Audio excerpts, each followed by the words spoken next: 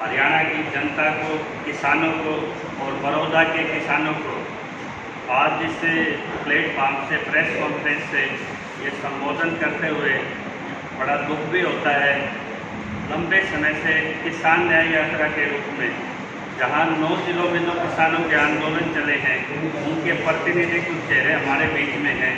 इन्होंने बड़ौदा में एक मुहिम चलाई थी कि एमएसपी कानून, आपने देखा होगा पूरे प्रदेश में शोर है कि भाई 3 काले विधेयकों के नाम से लोग एड्रेस कर रहे हैं और भाजपा अपने कृषि मंत्री को और अपने विभिन्न नेताओं को आगे लाकर उनको एक तरह से ट्रोल करने की कोशिश कर रही है किसानों के मूवमेंट को। और पहली बार आपने देखा होगा कि लाल किले के प्रचार से मन की बात को ठुकराते हुए किसानों ने काला दिवस भी मनाया और बड़े विचार मंथन के बाद एक नतीजे पे किसान संगठन ये पहुँचे कि फोर्थ ऑर्डिनेंस, चौथा कानून एमएसपी कानून, क्योंकि जब कोई किसान चीज़ पैदा करता है तो डिमांड एंड सप्लाई का हमेशा गैप रहता है।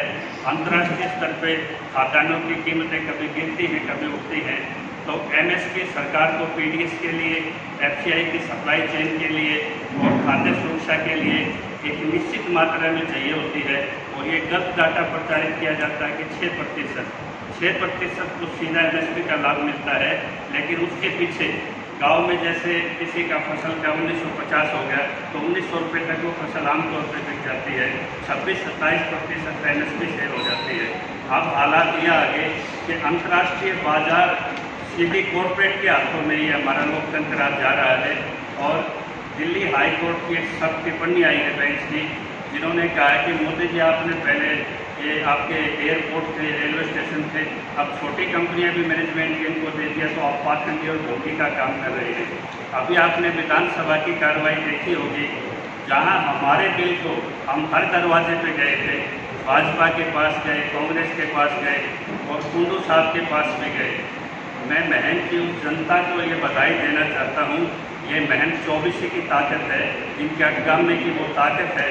अगर बलराज कुंडू जैसे मुखरा अगर आपको नेता चाहिए तो महंत की जनता जैसा साहसिक भी होना चाहिए, जो कितने भी बड़े दुष्प्रचार हो आज भी अपने विधायक के साथ खड़े हैं।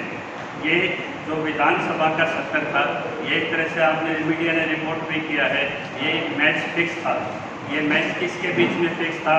आपको पता है कि हुड्डा का मानेसर कनेक्शन, वाड्रा के घोटाले हुए और इनको सरकार इनकी गई और इनको अपने पद गंवाने पड़े थे। अब वही गुड़गांव कनेक्शन खट्टर साहब से और कुलसिंह साहब से सीधे तौर पर जुड़ चुका है। एक हाई कोर्ट की हमारी बेंच की एक याचिका थी, करमजीत की और राजन गुप्ता न्यायाधीश ने जो फैसला दिया था कि भाई जो एमबीएस माल के नाम से जो स्कैम ओपन हो रहा है, वहाँ पे एक लंबी 4 साल की मेरिट पे एक फैसला आया, जिसमें यह हुआ कि रिहायशी क्षेत्र के लिए जो अपार्टमेंट बनने थे उसमें से आधी लगभग ज़मीन उन्होंने कमर्शियल पर्पज़ के लिए दे दी। और जब वो डॉक्टर अमिताभ सेन की एक याचिका आई, वहाँ के एक्टिविस्टों ने उस पर एक मूवमेंट शुरू किया, तो मेरिट पे ये फैसला आया कि 54 जो दोषी हैं उन पर सीबीआई की कार्रवाई ओपन हुई। और ये विभाग किसी और के पास नहीं, टाउन एंड कंट्री प्लान विभाग स्वयं खट्टर साहब के पास है। जब भी भाजपा पे कोई जवाबदेही होता है तो कोविड की आड़ में ये मेदांता की गुफा में जाकर छुप जाते हैं।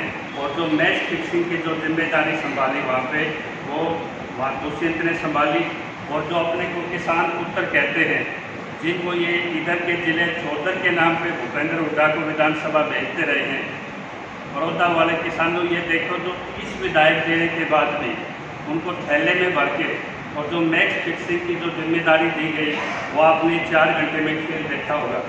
आप सभी पत्रकारों को पता है, बिजनेस एडवाइजरी कमेटी में जब तक विपक्ष के नेता के साइन नहीं होते, कोई भी कौन सा बिल उठेगा, कितने घंटे निर्धारित होंगे, विधानसभा की एक प्रोटोकॉल है, उसी से वो निर्धारित होती है। जब हुड्डा साहब विधानसभा में गए तो शिशु मृत्यु दर और रजिस्ट्री, 2 कालीन छोटे टेंशनों को उन्होंने पिक किया।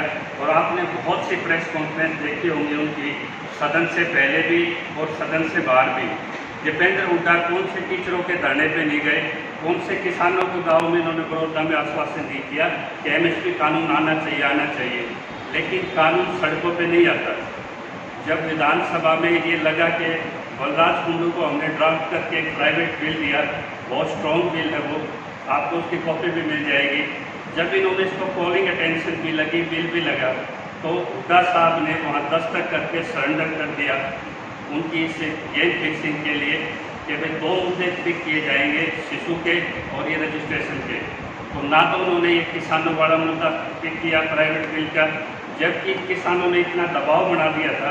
बड़ौदा में आज 5-6 ग्राम चुनाव का बाइकाट किए बैठे हैं, तो उसी पृष्ठभूमि में उन्होंने सोचा कि अब आज मेरा भी प्रस्ताव जाना चाहिए।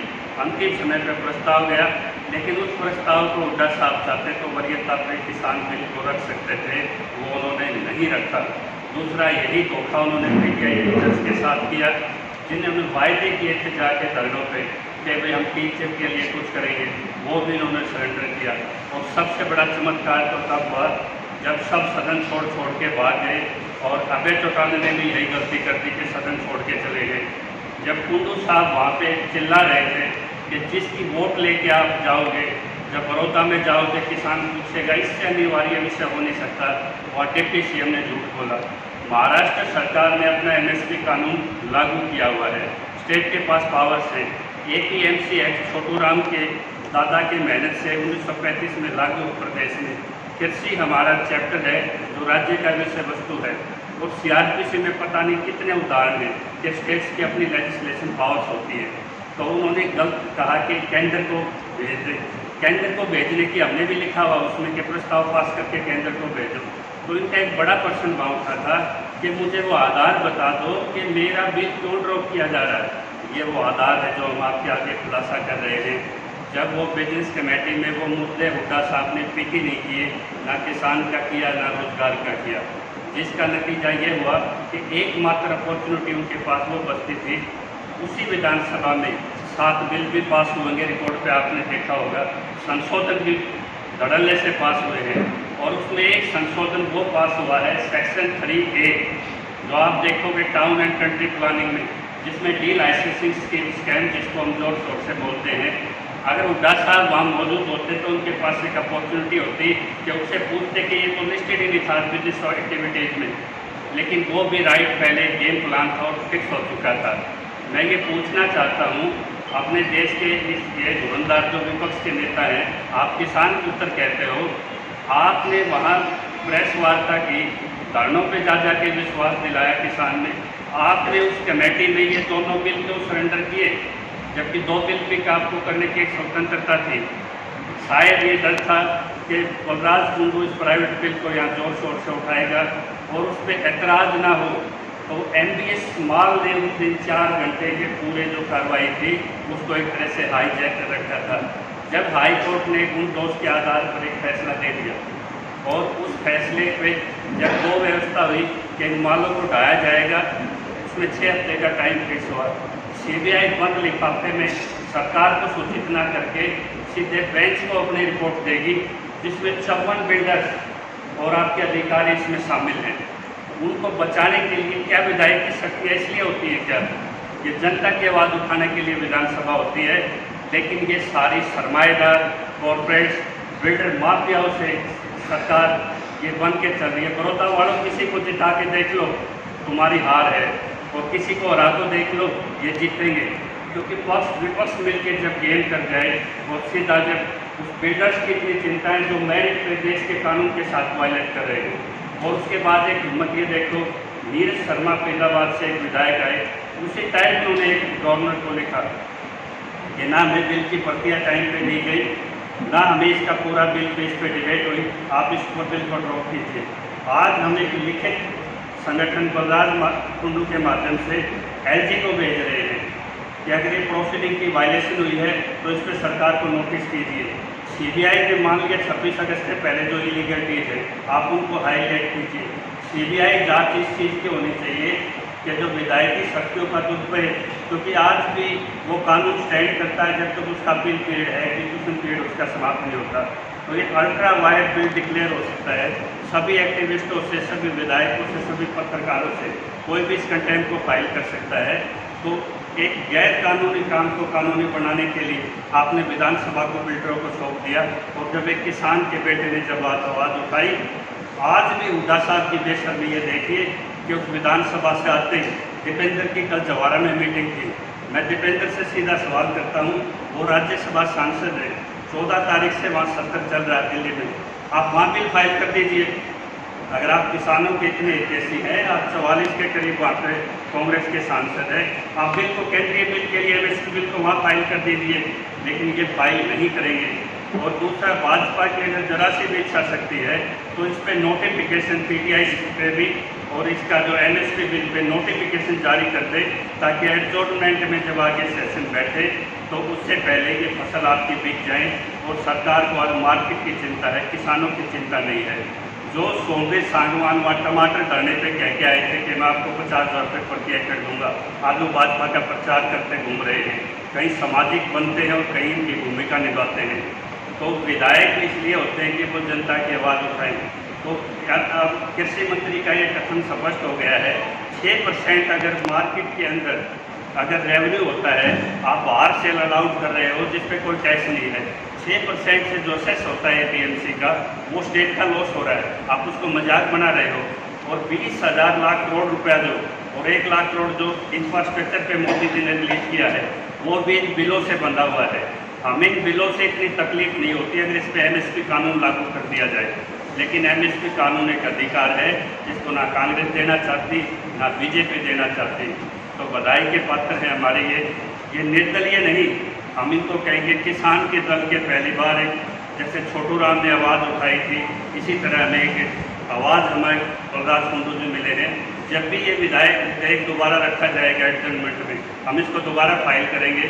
और सभी के किसान संगठनों से अपील है, इस रैली के चक्कर में ज़्यादा न चलाएं। आज कांग्रेस के हमारे को फोन आ रहे हैं कि आप टिप्पणी रैली में आओगे कि नहीं, 8.5 लाख रुपये ये फाइनेंस कर रहे हैं। ये किसानों में छदम लीडरशिप करके आंदोलन को तोड़ना चाहते हैं।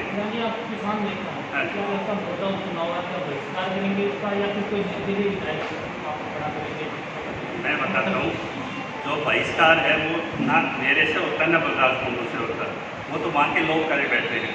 वो सबसे बड़ी एग्रीकल्चर बेल्ट है, जल भराव की समस्या है और यहाँ डीगल है, समान है, 27 ऐसे सेंटर हैं जहाँ जल भराव है, सेमग्रस्त है, सरकार की प्रायोरिटी में नहीं है।